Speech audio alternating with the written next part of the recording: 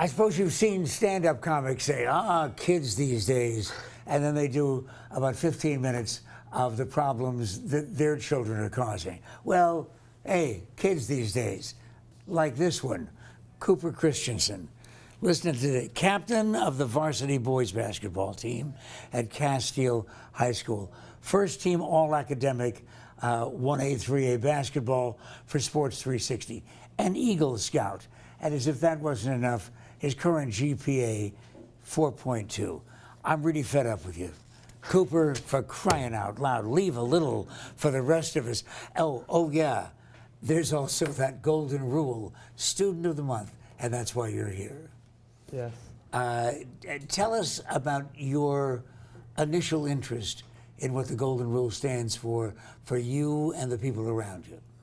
Well, you know, coming from a high school that I was the first graduating class, like we'll be the first graduating class, I came in there and opened the doors, and so the legacy we'll leave will be planted on the younger kids coming through there. And so treating treating others the way that I'd like to be treated is just something that stuck out to me, and I want everyone to be treated equally around us. But did that come originally from your family?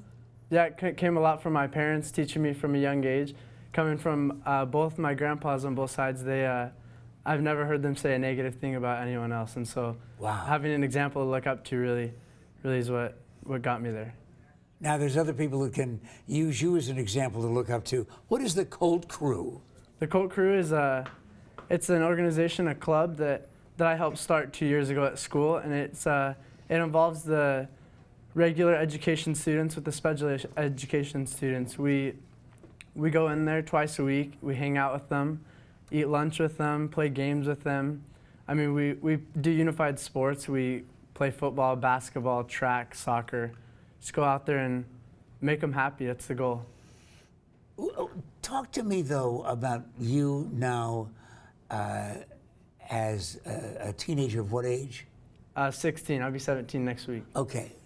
Happy birthday in advance. Thank you. I appreciate it. But somebody your age with this unusual attraction for work with special needs people, why?